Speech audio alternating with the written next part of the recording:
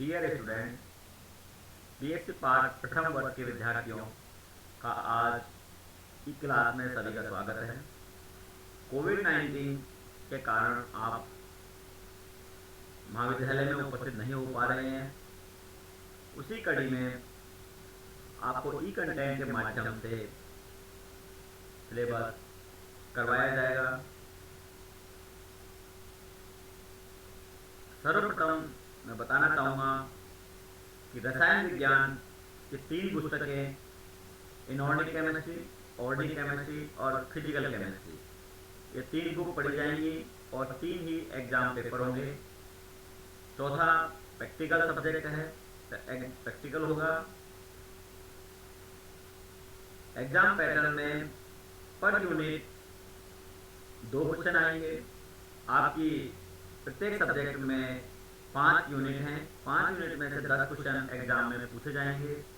उनमें से आपको 5 क्वेश्चन करने हैं, जिसमें प्रत्येक यूनिट का चयन करते हुए ये क्वेश्चन आपको करने हैं। अर्थात प्रत्येक यूनिट में से 2 क्वेश्चन पूछे जाएंगे, उसमें से आपको 1 क्वेश्चन करना है।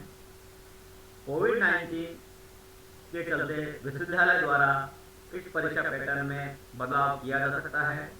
जैसा कि बीएससी थर्ड ईयर के विद्यार्थियों के लिए इस वर्ष जो एग्जाम ली गई थी उसमें भी परिवर्तन किया गया है। उसमें यूनिट की बाध्यता को हटाकर कहीं से भी 3 क्वेश्चन करने के लिए कहा गया था।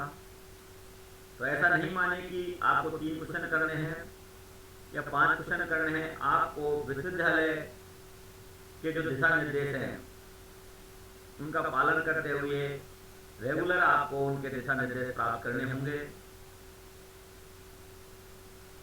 क्योंकि अभी आपका सिलेबस भी बहुत कम हुआ है, अभी प्रारंभ भी हुआ है। तो इस तरीके से सिलेबस भी कम किया जा सकता है, लेकिन अभी संभावना ही है। अब क्या होगा क्या नहीं होगा ये राज्य सरकार के ऊपर निर्धारित है। अतः आपको समय समय पर महाविद्यालय से सूचनाएं प्राप्त करते रहना है। अभी जैसा कि आज ही राज्य सरकार द्वारा दिशा निर्देश प्राप्त हुए हैं कि 1 दिसंबर तक महाविद्यालय बंद रहेंगे, वहां पर किसी भी विद्यार्थी को नहीं आना है। उसी कड़ी में आज हम इनऑर्गेनिक केमिस्ट्री की फर्स्ट यूनिट सॉलिड स्टेट ई कंटेंट के माध्यम से आपको पढ़ाएंगे। सबसे पहले आपको मैं बताना चाहूँगा कि जो बुक्स होती हैं वो अलग अलग यूनिवर्सिटियों के एग्जाम पैटर्न के आधार पर निर्धारित होती हैं। जैसे कि सबसे पहले आप इनऑर्गेनिक केमिस्ट्री का बुक लोगे तो उसमें सबसे पहले चैप्टर मिलेगा एटॉमिक स्ट्रक्चर, दूसरा चैप्टर है पेरियोडिक टेबल। तो एटॉमिक स्ट्रक्चर और पेरियोडिक टेबल राजस्थान विश्वविद्यालय के सिलेबस में नहीं है। तो सर्वप्रथम आपको राजस्थान विश्वविद्यालय द्वारा राजस्थान विश्वविद्यालय की साइट पर, वेबसाइट पर जाकर सिलेबस डाउनलोड करना है और जो सिलेबस दिया गया है उसके अनुसार ही आपको बुक के अंदर से पढ़ना है, क्योंकि वो बुक विभिन्न विश्वविद्यालयों के पाठ्यक्रम को ध्यान में रख के पढ़ी जाती है। अतः आपको बुक में से पूरा नहीं पढ़ना है, जो आपके सिलेबस में दिया गया है उसी पे ही आपको ध्यान देना है। तो सबसे पहले इस यूनिट का मैं सिलेबस राजस्थान विश्वविद्यालय का बताता हूँ। Ionic structure, radius ratio effect and coordination number, limitation of radius ratio rule, lattice effect, semiconductor, lattice energy and बॉन्ड Haber cycle, solution energy and solubility of ionic solid, polarising power and polarity of ion, Fajans rule, metallic bond, free electron valence band and band theory. सबसे पहले अपन ठोस अवस्था, जो solid state अपन पढ़ रहे हैं, तो अपन सबसे कहेंगे ठोस किसे कहते हैं, सॉलिड स्टेट किसे कहते हैं, ठोस अवस्था किसे कहते हैं। तो बताओ, पदार्थ की वह अवस्था जिसमें आकार व आकृति का पता चलता हो उसे ही सॉलिड कहा जाता है। सॉलिड किसे कहा जाएगा, जिससे उसके आकार और उसकी आकृति का पता चलता हो, उसको ही सॉलिड स्टेट कहा जाता है।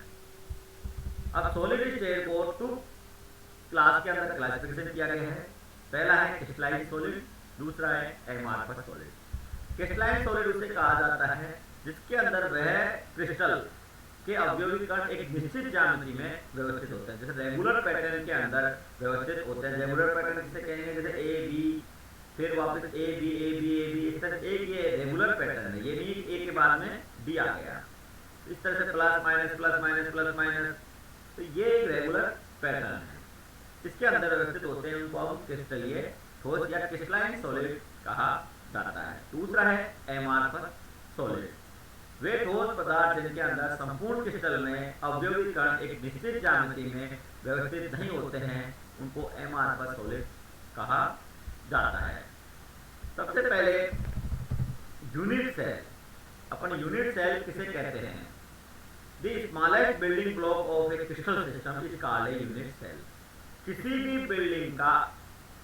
बिल्डिंग ब्लॉक का एक छोटा भाग यूनिट सेल कहा जाता है। जैसे किसी भी दीवार, अपन दीवार जो चुनी जाती है उसमें जो ईंटों की ईंट लगाई जाती है, तो पूरी दीवार में से जो एक सिंगल जो ईंट लगाई गई है तो है उस दीवार की एक यूनिट, पूरा जो दीवार है वो तो हो जाएगा crystal system.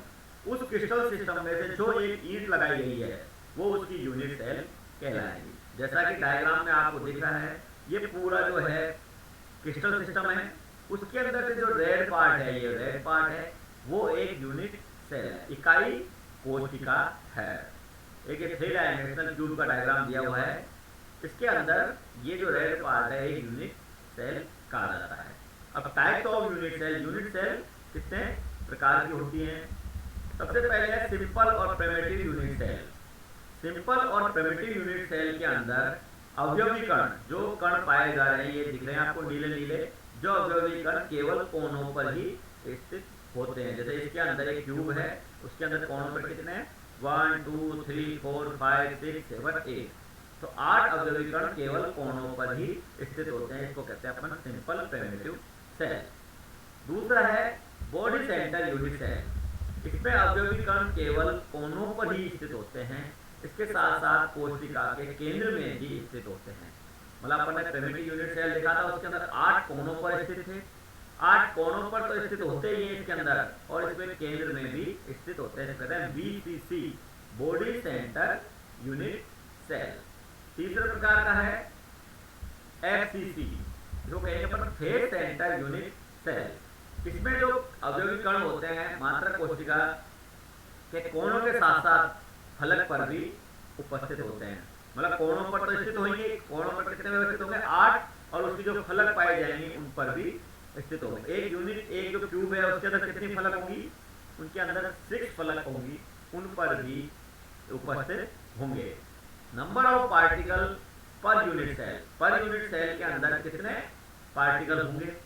Simple unit cell के अंदर कितने हैं? 8, 1 2 3 4 5 6 7 8, ये उसकी स्ट्रक्चर है, 3 डायमेंशनल स्ट्रक्चर है। कौन कौन सी स्ट्रक्चर होती है? एक तो है ओपन स्ट्रक्चर, ये ओपन स्ट्रक्चर है। दूसरा स्पेस स्लिंग स्ट्रक्चर, ये आपस में ये पूरी क्रिस्टल बना हुआ है। तीसरा है एक्चुअल प्रोटोनोपेटम बिलोंग द यूनिट सेल, किस तरीके से ये व्यवस्थित रहते हैं। 8 कॉर्नर पर 1 2 3 4 5 6 7 8, एक कॉर्नर पर 8 इंटू 1/8, 1/8, 8 गुणा 1/8, कॉर्नर पे कितना है समान? 1/8। तो कॉर्नर पे हो गए 1/8, 8 तो है पूरे, तो 8 इंटू 1/8 कितने हो गए? Total 1। Total number of atom per unit cell 1 atom. इसी तरह BCC में बॉडी सेंटर यूनिट सेल, जिसके अंदर भी 3 डायग्राम दिए हुए हैं, एक तो ओपन स्ट्रक्चर है, दूसरा स्पेस फिलिंग स्ट्रक्चर है, तीसरा actual proton of atom belong the unit cell. तो इसके अंदर 8 तो कितने कोनों पर स्थित है, तो 8 इंटू 1/8 कितना हो जाएगा? 1, और 1 कहां पर स्थित है? सेंटर में, उसका मान कितना होगा? 1। तो 8 गुणा 1/8 बराबर कितना होगा? 1 और प्लस 1, तो टोटल कितने हो जाएंगे? 2। इसी तरह थर्ड है फेस सेंटर यूनिट सेल, ये इसका ओपन स्ट्रक्चर है, ये इसका स्पेस फिलिंग स्ट्रक्चर है, और ये actual proton of atom belong the unit cell है। तो इसके अंदर कितने होंगे, 8 तो कोणों पर स्थित होंगे, तो 8 इंटू 1/8 कितना होगा इसका मान 1, और 6 फेस पर स्थित होंगे। 6 फेस पर तो इसका मान होता है फेस पर 1/2, कोणों पर 1/8 और सेंटर में 1, तो 6 गुणा 1/2 कितने हो जाएंगे 3, तो 3 + 1, 3 + 1 कितने हो जाएंगे 4, तो 4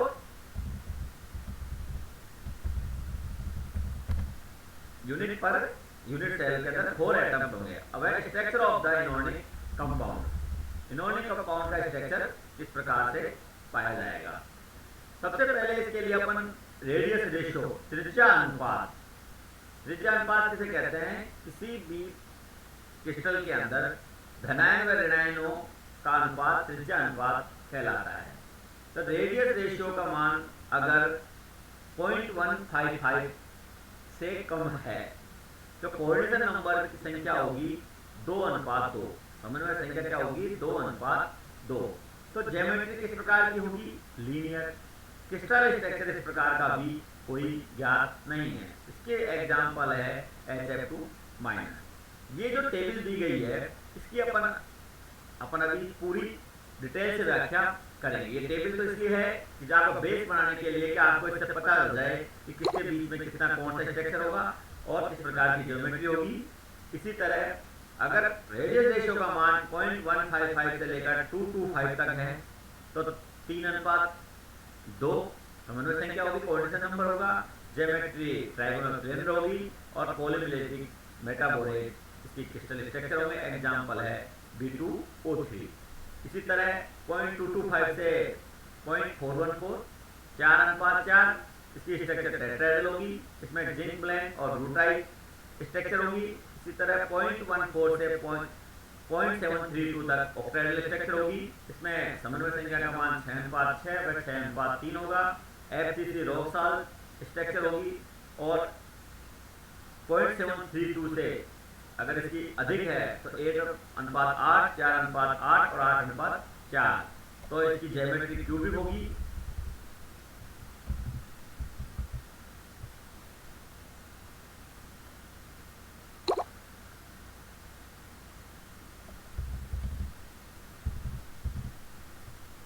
इसी प्रकार इनकी अलग अलग स्ट्रक्चर होगी। तो सबसे पहले हम NaCl की स्ट्रक्चर किस प्रकार की होगी, आपके कुछ AB टाइप के जो कंपाउंड हैं, महत्वपूर्ण जो कंपाउंड है उनकी किस प्रकार की स्ट्रक्चर होगी उसके बारे में अध्ययन करेंगे। तो अंतिम नेक्स्ट क्लास के अंदर हम उसके बारे में अध्ययन करेंगे।